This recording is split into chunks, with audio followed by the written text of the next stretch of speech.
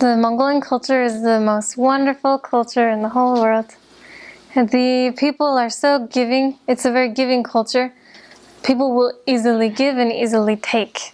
So you could ask anybody for something and they would give it to you freely, willingly, without any regret or hard feelings or anything. Which is very different than what I'm used to. Like, this is mine, I bought it, so I'm going to keep it. Instead of, oh, hey, do you want this? I just bought it for myself, but you can have it.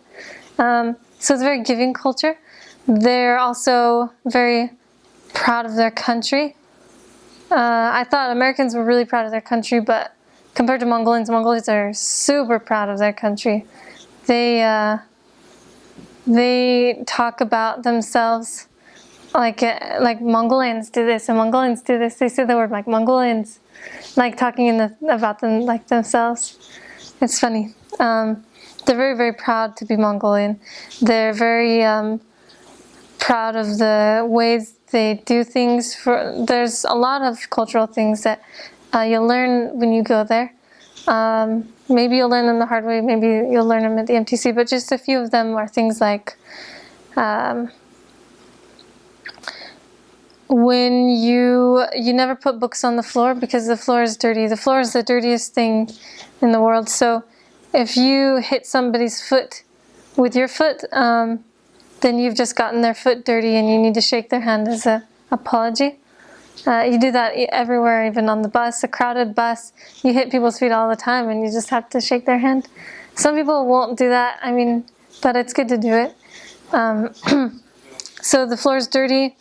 Don't ever let the bottom of your foot point towards another person because that's pointing the dirt towards them. It's very disrespectful. Don't ever play footsies with anybody because that is gross to them. And let's see. When you,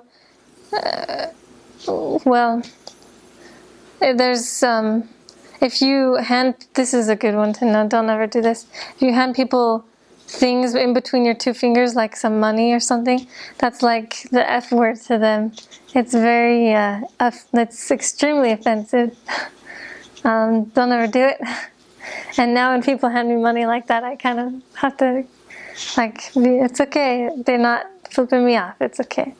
That's another cultural thing. Because it's not a Christian country, they don't really celebrate Christmas as big as we do.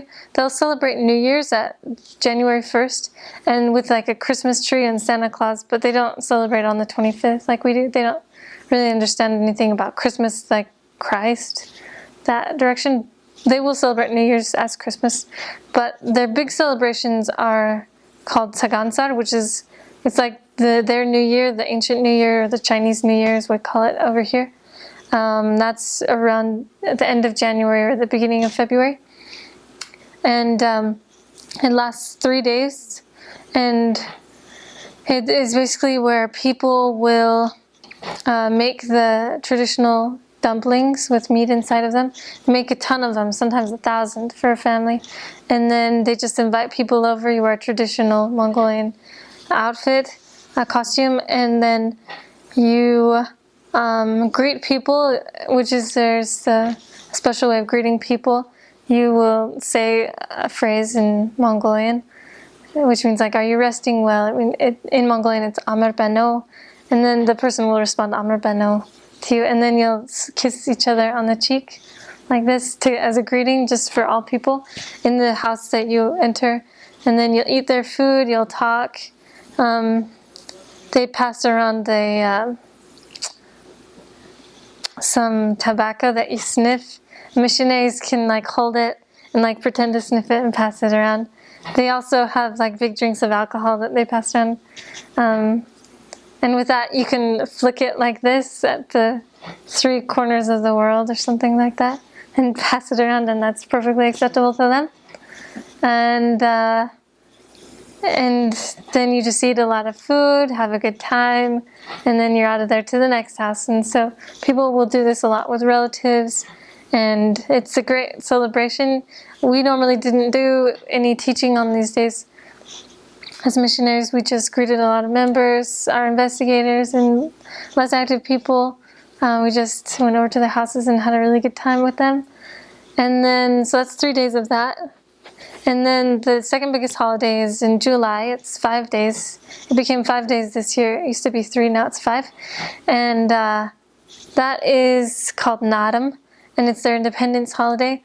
And that is when people will eat a fried meat pie. They'll eat that. They'll drink juice and fermented mare's milk, and they'll play games and watch horse races and watch arrow shooting and wrestling. These 3 games are the things that they watch at Nadam, in a big stadium and on TV and in the countryside and things like that. So people will be doing that for 3 days to 5 days.